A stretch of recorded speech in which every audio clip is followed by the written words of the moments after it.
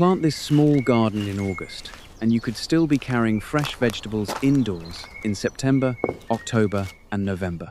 The surprise is not that 15 cool season crops can fit into one modest space. The surprise is that the bed does not stay the same for all 3 months.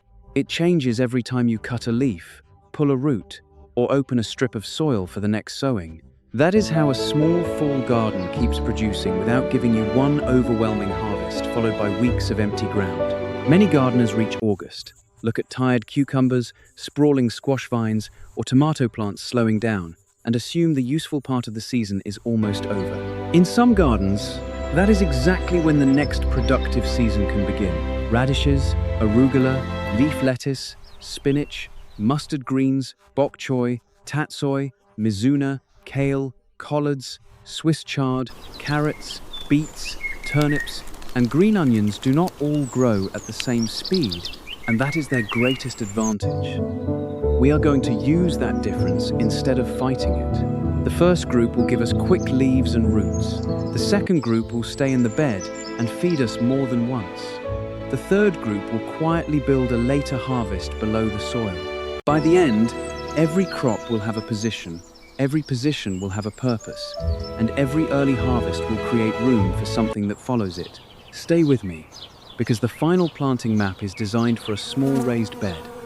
But the same logic works in patio containers, grow bags, and narrow backyard rows.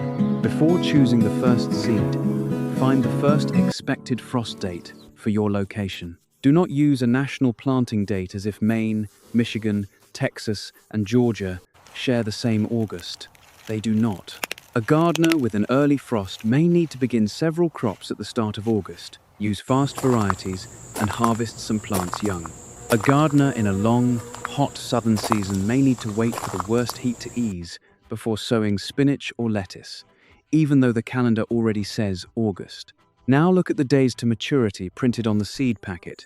Treat that number as a useful estimate, not a promise.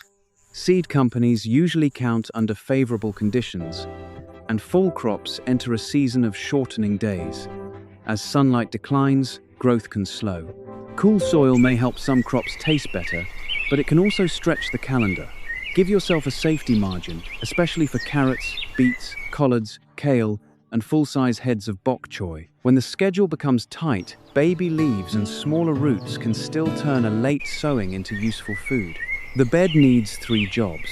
The quickest spaces will hold radishes, arugula, leaf lettuce, mustard greens, and mizuna. These crops can be harvested young, so they open the first September window and release space early. The repeat harvest layer includes spinach, bok choy, tatsoi, kale, collards, Swiss chard, and green onions. Some of these can be picked leaf by leaf, while others can be harvested as baby plants or full heads. The slower underground layer belongs to carrots, beets, and turnips. Beets and turnips cross between the layers because their leaves are edible before their roots finish growing. If summer crops are still healthy, do not clear the entire garden just to follow a new plan. Remove only plants that are finished, diseased, or no longer worth their space. Cut them at soil level when pulling the roots would disturb nearby crops. Clear weeds before they drop more seed. Add a modest layer of finished compost where you are replanting. Then loosen only the areas intended for root crops. Carrots especially need soil without stones, hard clods, or compacted layers that force the roots to fork. Do not overfeed the root section with a heavy dose of nitrogen. You want healthy foliage, but excessive leafy growth does not automatically create better roots. Mix mature compost into tired soil, correct severe deficiencies if you know they exist, and focus on an even structure that drains without drying instantly. In containers, make sure drainage holes are open and the pot is deep enough for the carrot variety you selected. Short or round carrot varieties are more forgiving in shallower containers than long storage types. August germination can be the first real obstacle. The air may be hot, the soil surface can dry within hours, and tiny seeds may fail before you ever see a sprout. Water the bed before sowing, so you are placing seeds into evenly moist soil, rather than trying to soak a dry crust afterward. Sow at the depth recommended for the crop. Firm the soil gently, and use a fine spray that does not wash seeds into piles. Check the surface more than once on hot days. Moist does not mean waterlogged, but a germinating lettuce or carrot seed cannot recover after it dries at the wrong moment. Morning sun with some afternoon protection is useful for the first sowings of cool season greens. Temporary shade cloth can reduce heat stress, but it should not turn the bed into permanent darkness. A light board, piece of burlap or other cover is sometimes used to help keep a carrot row moist, but it must be checked frequently and removed as soon as seedlings begin emerging. The goal is to moderate heat and evaporation, not trap seedlings under a forgotten cover. This is also where succession planting begins. Do not empty an entire packet of radish, arugula, lettuce, or mizuna seed into the garden on one weekend. Sow an amount your household can use. Then hold back seed for another small sowing, roughly 10 to 14 days later, if your remaining season allows it. A third sowing may make sense in a long fall, but not in every climate. The calendar, the forecast, and the first frost date decide whether another round is wise. Think of the bed as a schedule, not a photograph. A photograph freezes every plant in one position. A productive fall bed keeps moving. The radish row that looks full in late August may become a spinach row in September. Baby bok choy may be harvested to give a beet more light. Mizuna near the edge may be cut before it shades newly emerging carrots. Green onions can occupy the narrow strip that is too small for another collard. Once you see space as something that changes over time, 15 crops no longer feel crowded. The first crop is fast enough to create an early harvest, but planting the entire packet today could ruin the 3-month schedule before it begins. Radishes are where we turn the plan into food.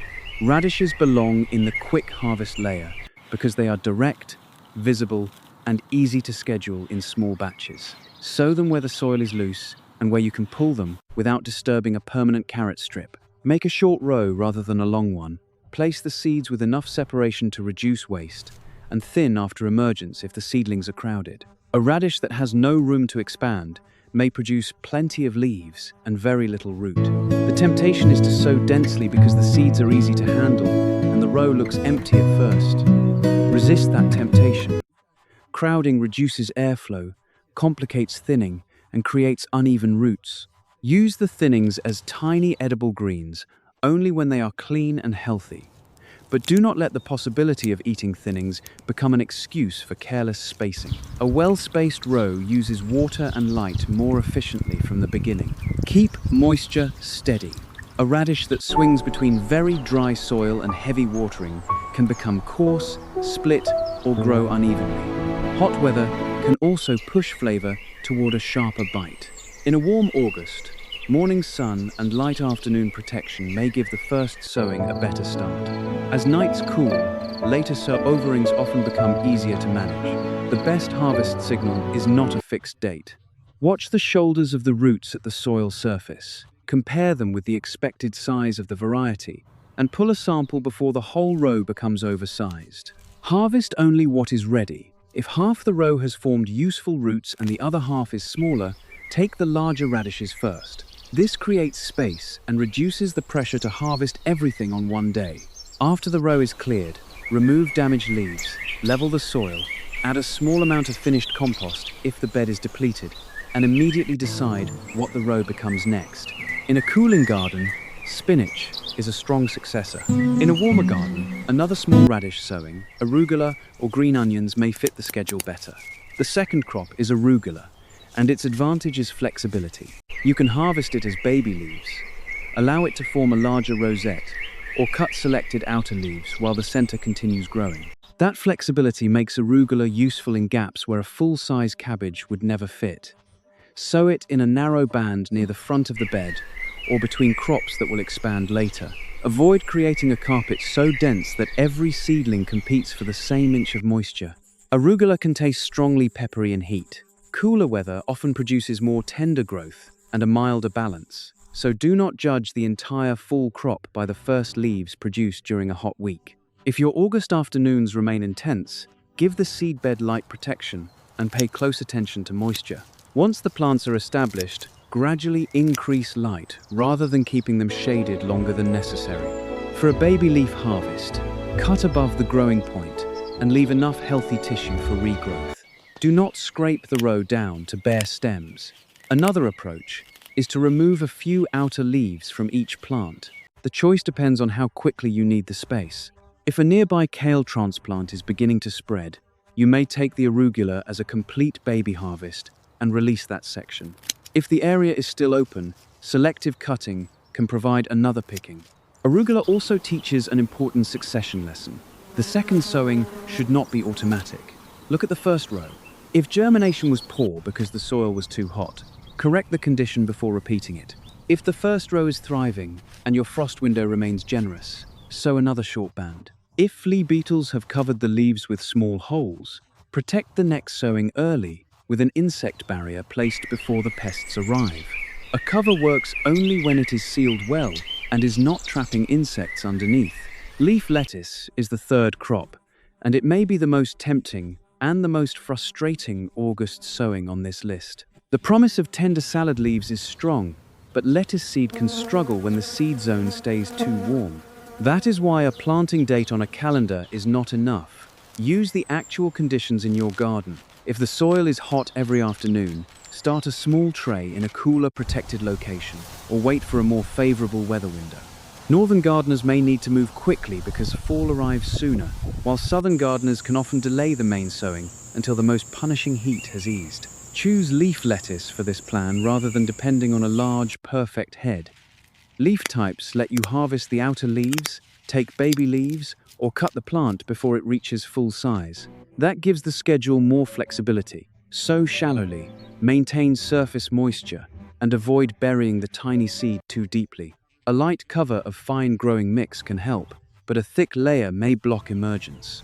If you start seedlings in cells, transplant them while they are young, water them in thoroughly, and protect them from harsh afternoon sun during the first few days. Once lettuce is growing, the goal is steady, tender growth. Severe drying, followed by heavy watering, can stress the plant. Crowded seedlings create a humid center where damaged leaves remain wet.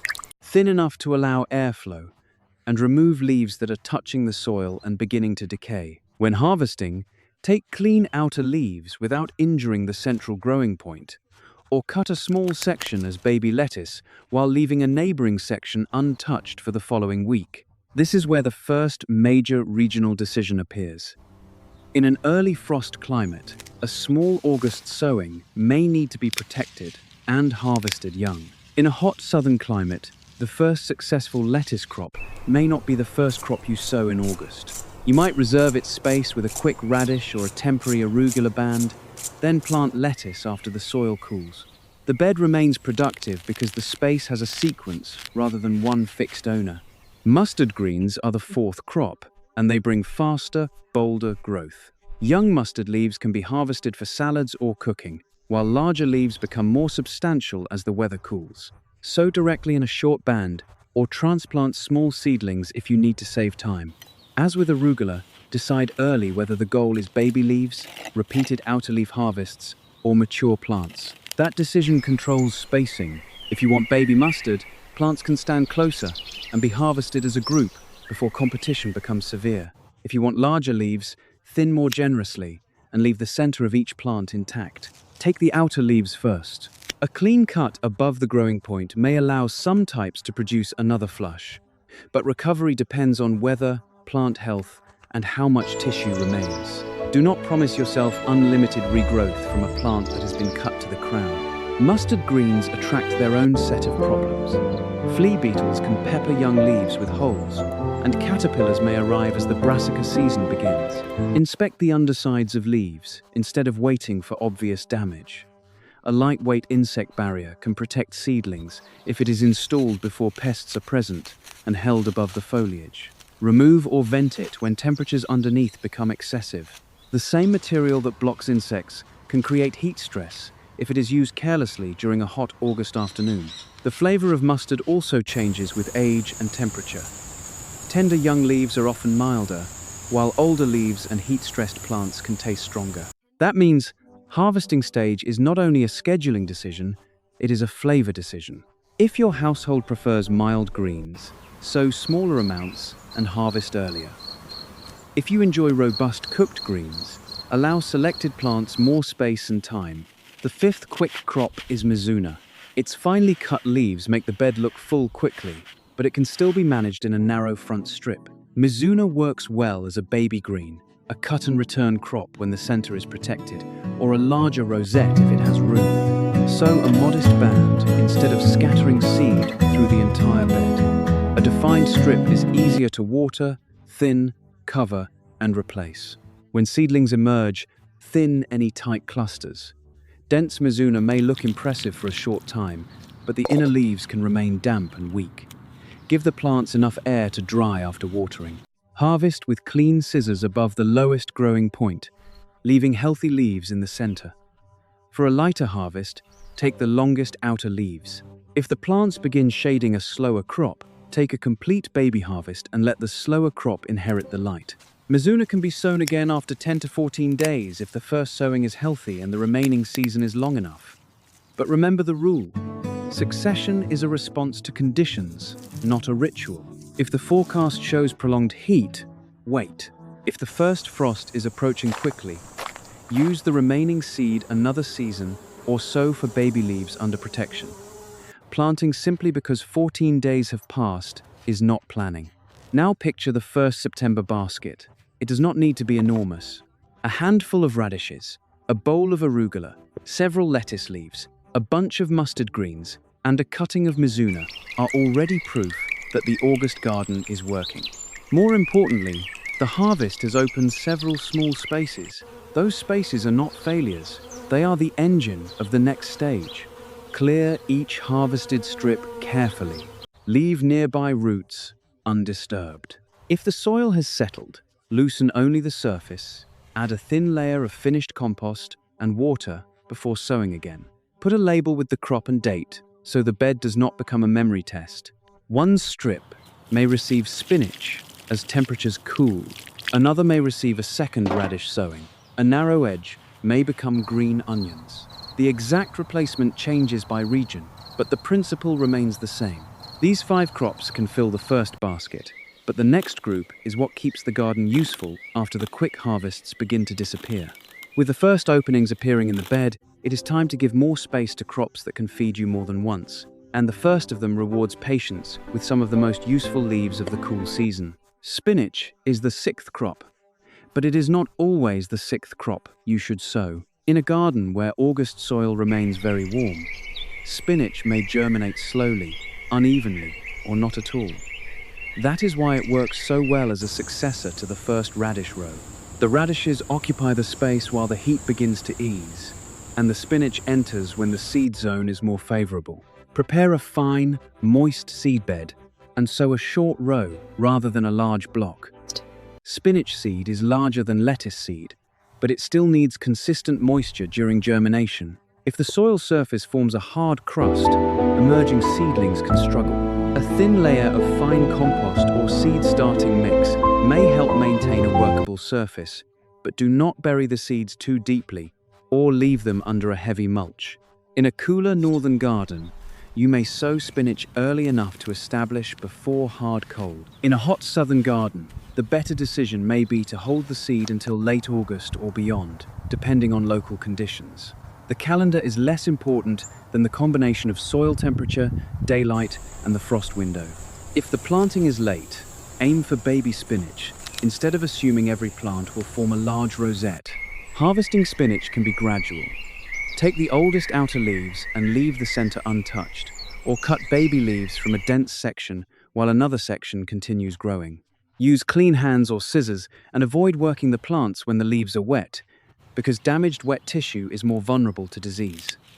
Remove yellowing leaves rather than allowing them to collapse into the crown. Spinach may tolerate cool conditions better than the heat that challenged it at germination, and a simple row cover can extend usefulness in some gardens. Protection does not create daylight, however.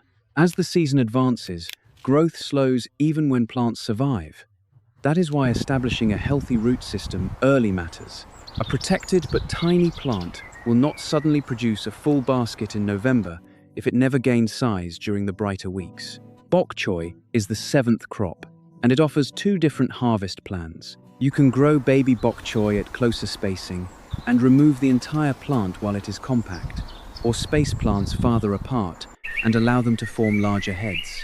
Decide before transplanting or thinning. If you plant at baby spacing and later expect full heads, the bed will become crowded at the exact moment airflow is most important. Direct sowing works when conditions are favorable, but young transplants save time in short seasons. Set seedlings at the same depth they were growing in their cells, water them well, and provide temporary afternoon protection while they recover. Do not bury the crown. Keep the soil evenly moist, because a cycle of drought and heavy watering can stress fast-growing leaves and reduce quality. Bok choy belongs in the middle layer of the bed. It needs enough light to fill out, but it does not need to block kale or collards behind it. Baby plants can stand in spaces that will later be claimed by larger crops. This is one of the clearest examples of planting in time, as well as space. A bok choy plant can occupy the open ground while a neighboring kale is small, then leave before the kale needs the room. Inspect bok choy frequently for caterpillars, flea beetles, slugs, and damage around the center. Small pests can hide where the leaves meet. A row cover installed immediately after planting can reduce insect pressure, but seal the edges and confirm no pests are trapped inside. During warm weather, check the temperature under the cover. Protection must solve one problem without creating another. Harvest baby bok choy when the plants are still compact and tender, or wait for a fuller head if the season allows. Cut at the base with a clean knife and remove the root later without disturbing neighboring crops. Once that space is open, it can receive a late spinach sowing, green onions, or a small patch of fast greens. The replacement should match the remaining time, not simply repeat the first plan. Tatsoi is the 8th crop. It grows as a low rosette, which makes it useful in front of taller kale, collards, or Swiss chard. Its shape also creates a warning. Broad leaves close to the ground can trap moisture and shelter slugs. Give each plant enough space to form a clean rosette. Keep the bed free of decaying leaves, and water the soil rather than repeatedly soaking the foliage late in the day. You can harvest tatsoi leaf by leaf, take a baby plant whole, or wait for a mature rosette. Outer leaf harvesting keeps the center working, but only if you leave enough leaf area for recovery. A complete baby harvest is often the better choice when the neighboring plants need space. Again, the harvest method is part of the bed design. You are not only deciding what to eat, you are deciding what the garden becomes next. Tatsoi is generally more valuable as temperatures cool, but young plants still need protection from abrupt stress. Keep moisture steady, watch for brassica pests, and avoid planting it in the deepest shade of a mature collard. Low growing does not mean shade-loving. Place it where it receives useful light until the day you intend to harvest it. Kale is the 9th crop and one of the anchors of the later garden. Unlike the quick greens, kale is not here to disappear after the first basket. A healthy plant can provide repeated leaf harvests when it has enough space, water, and time to establish. In a short season, using a transplant can be more reliable than waiting for a direct sown plant to size up. Choose a compact variety if the bed or container is small. Place kale toward the rear or northern side of the bed, where it is less likely to shade shorter crops. Do not crowd several plants together just because the seedlings are small. Their mature spread matters. Good spacing improves airflow and makes it easier to inspect the underside of leaves for cabbage worms, aphids, and eggs. When harvesting, start with the lower leaves. Choose leaves that have reached a useful size but are still healthy. Cut or snap them cleanly without tearing the main stem. Keep the growing tip and a strong crown of upper leaves. Removing nearly every leaf may give you a dramatic basket once, but it weakens the plant that was supposed to feed you again. Kale often becomes more pleasant after cool weather, but do not turn that observation into a promise that frost improves every plant in every condition. Variety, plant health, and the severity of cold all matter. Light protection may extend the harvest in some regions, while a severe freeze can end unprotected growth in others. The useful principle is that kale is more cold tolerant than many summer crops, and deserves a long-term position in the full bed. As the arugula and lettuce in front of kale are harvested, the plant receives more light and air. This is intentional. The bed was not underplanted in August, it was layered. Quick crops used the empty space while kale was small, then left before competition became severe. That is the difference between productive interplanting and simple overcrowding. Collards are the 10th crop and the second large anchor. They share some care needs with kale, but their broad leaves and strong frame demand even more respect for spacing. One well-managed collard can be more useful than several crowded plants. Set it toward the back of the bed, keep it away from the permanent carrot strip, and allow room to reach the lower leaves without stepping on smaller crops. Harvest collards from the bottom upward. Take a few mature leaves at a time and leave the central growing point untouched. Do not strip the plant bare. If the lower leaves become yellow, damaged, or heavily infested, remove them and carry them away from the bed. Healthy leaves should not rest on wet soil, where slugs and decay can become problems. Collards attract many of the same pests as bok choy, tatsoi, mustard, and kale. This is one reason not to scatter brassicas randomly through every inch of the garden. Grouping some of them can make covering and inspection easier, but avoid creating one dense, airless block. Rotate planting locations between seasons when possible, remove old brassica debris, and inspect frequently enough to catch small caterpillars before they become large holes. A collard takes longer to justify its space than a radish, but the payoff is repeated substantial leaves. That contrast is exactly what the three-layer plan needs. The quick crop buys time, the anchor crop converts that time into a later harvest. When the first cool nights arrive, the collard should already have a root system and a healthy canopy, not be starting from a tiny seedling. Swiss chard is the 11th crop and one of the clearest cut-and-come-again plants in the plan. Its colorful stems also make it easy to see which leaves are oldest. Plant it where it has room to form a broad crown. It can stand in the back or middle of the bed depending on the variety, but do not let it shade newly sown rows. Direct sowing is possible, and transplants are useful when time is limited. Chard seeds often produce more than one seedling from a seed cluster, so thinning may be necessary. Remove extras carefully or clip them at soil level if pulling would disturb the plant you intend to keep. The young leaves can be used when clean and healthy. To harvest, take the outer leaves near the base with a clean cut. Leave the inner leaves and crown untouched. Do not cut across the entire center as if mowing grass. The plant needs its growing point and enough mature leaves to continue capturing energy. A few leaves from several plants often produce a steadier harvest than stripping one plant completely. Maintain even moisture. Chard can tolerate a range of temperatures, but drought stress reduces leaf quality and slows regrowth. Mulch around established plants after the soil has cooled and the seedlings are large enough, keeping mulch away from the crown. Watch for leaf miner damage, which may appear as pale trails or blotches inside the leaf. Remove affected leaves and manage weeds that can host the pest. Chard illustrates a crucial truth about continuous harvests. The phrase does not mean the plant produces the same amount every week. Regrowth slows as days shorten and temperatures fall. Continuous means you planned more than one picking and kept the plant healthy enough to respond. The garden gives in pulses, not on a factory schedule. The 12th crop is green onions, and they solve a problem the larger crops cannot. They fit narrow strips, container edges, and small gaps between plants that will not expand immediately. Green onions can be started from seed or young plants, depending on the time available. Sow them in defined rows, so they are not mistaken for grass-like weeds and accidentally pulled. Give seedlings consistent moisture and enough light. Although green onions occupy little width, a dense clump still competes for water and nutrients. Thin or separate plants if they are crowded. You can harvest selected plants whole to open space, or take a modest amount of green growth while leaving enough leaf area for the plant to continue. Repeatedly cutting every leaf to the soil line weakens the plant and may not produce the steady regrowth people expect. Place green onions along a path edge, beside beets, or in the narrow strip left after baby lettuce is removed. Avoid placing them where you will repeatedly dig for radishes or turnips. Their greatest value is efficient use of awkward space. A strip too narrow for another kale plant can still become a useful onion harvest.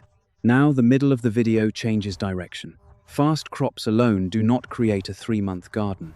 They create the first opening.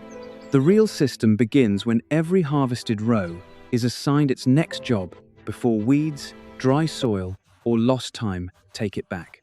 A cleared radish row becomes spinach. A baby bok choy space becomes green onions. A harvested mizuna strip gives a neighboring beet more light. The garden remains full because each empty space is temporary. Before replanting, look at the crops surrounding the gap. Do not loosen soil deeply beside carrots. Do not bury the crown of Swiss chard with fresh compost. Do not plant lettuce where a collard will shade it within 2 weeks. Use a hand tool, disturb only the surface, add a modest amount of finished compost if needed, water, and label the new sowing. This is also the moment to stop blindly following a 2-week interval. Succession sowing is useful only while the next crop still has time to establish. If the frost window is closing, plant for baby leaves, use season protection, or stop sowing. A packet of seed saved for spring is more valuable than a row planted too late, simply to complete a schedule. The leafy layer is now established.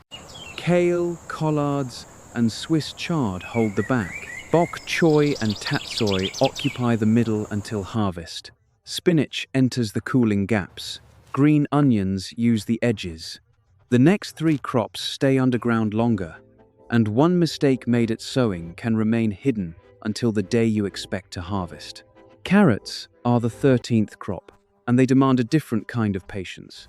Radishes forgive a small amount of disturbance because they leave quickly. Carrots need a permanent strip that will not be dug, stepped on, or replanted while their roots are forming. Choose that strip before sowing anything else around it. Loosen the soil deeply enough for the variety you are growing. Remove stones, sticks, and hard clods. In a container, match the variety to the pot.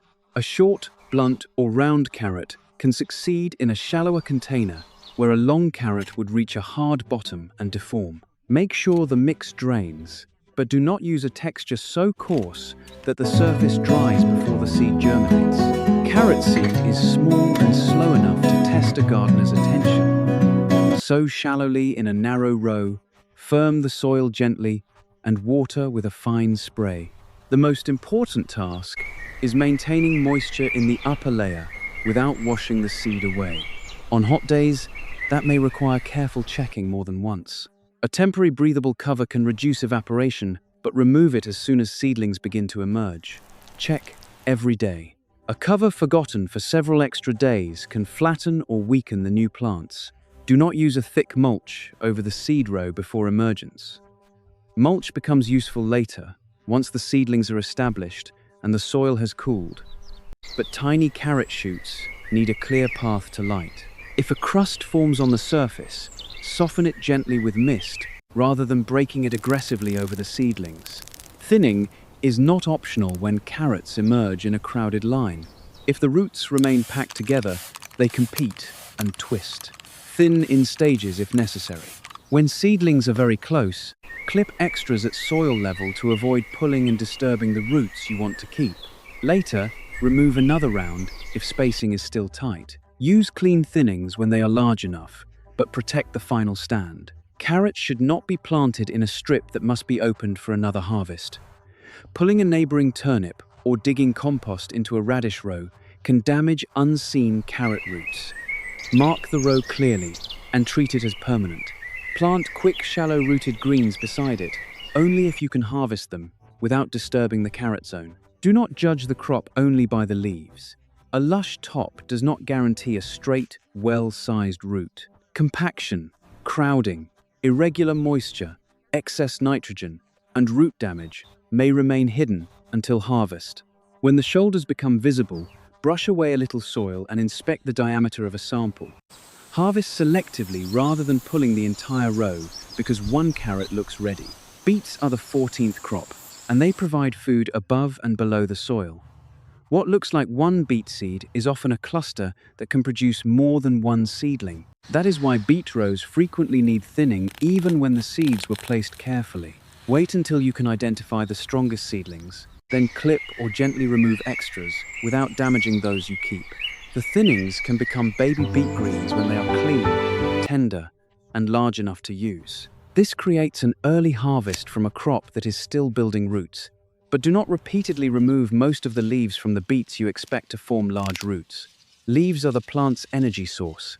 Take only a small number of outer leaves from established plants, or grow a separate dense patch specifically for greens. Beets prefer evenly moist soil. Severe drying can slow growth, while saturated soil reduces oxygen around the roots. Water deeply enough to moisten the root zone, and then allow excess water to drain. In containers, check moisture more often because the edges heat and dry quickly.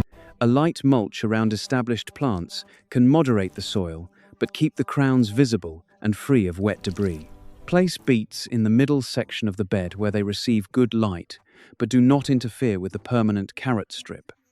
They can stand between quick greens at first. As lettuce or mizuna is harvested, the beets inherit more space and airflow. This is another example of a bed that is intentionally fuller at the beginning and more open later. You can harvest beets small when the schedule is short, or allow selected roots more time. The best choice depends on the variety, weather, and first frost. Do not wait for every beet to reach identical size.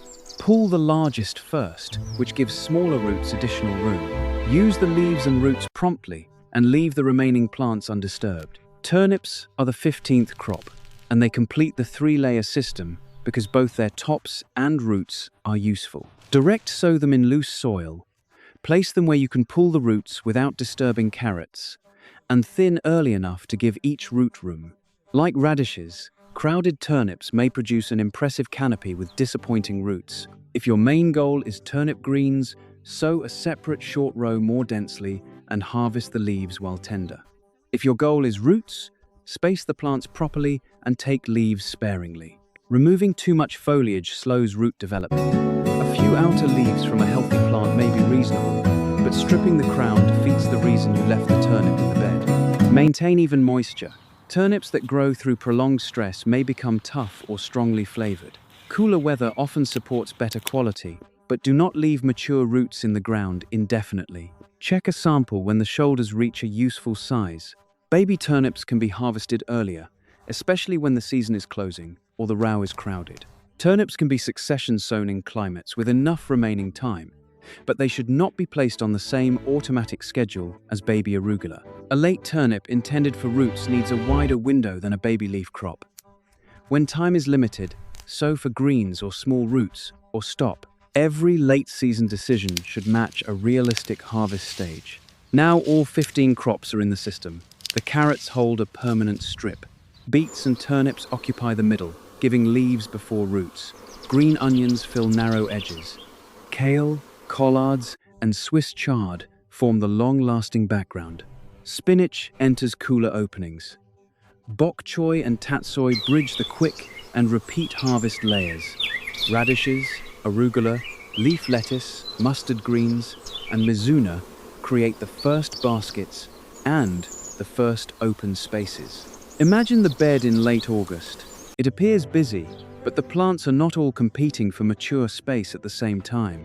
Radishes and baby greens occupy gaps while kale and collards are still small. Bok choy stands where it can be harvested before Swiss chard expands. Carrots have a protected line. Beets and turnips are thinned so their roots can grow. Labels show not only the crop, but the sowing date. Then imagine the same bed in September. The first radishes are leaving. Arugula, lettuce, mustard, and mizuna are being cut. Spinach enters one of the cooler gaps.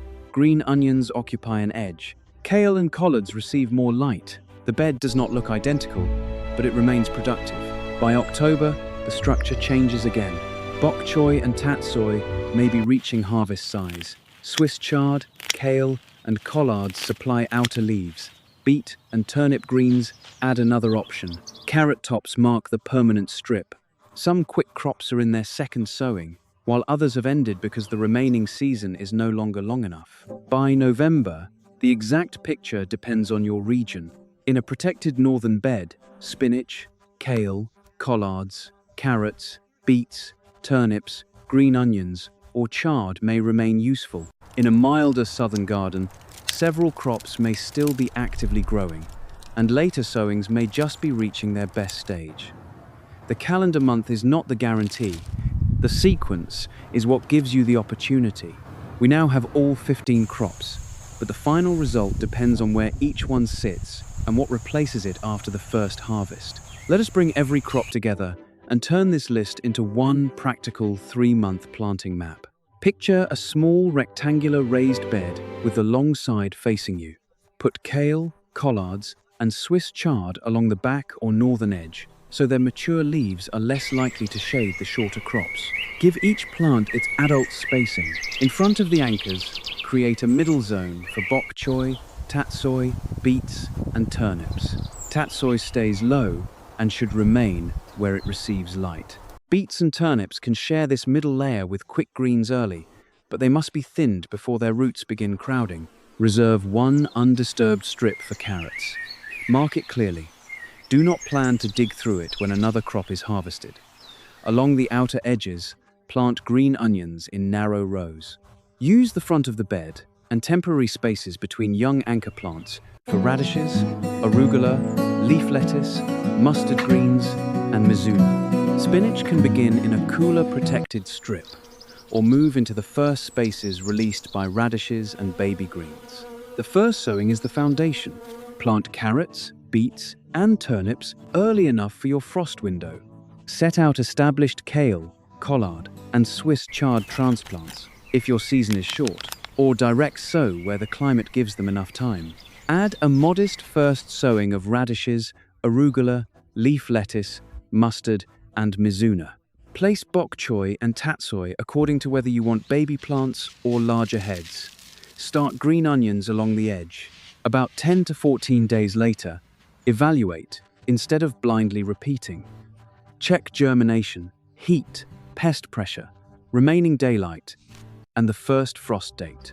If conditions are favorable, sow a second short row of radishes and a small band of arugula, lettuce, mustard, or mizuna.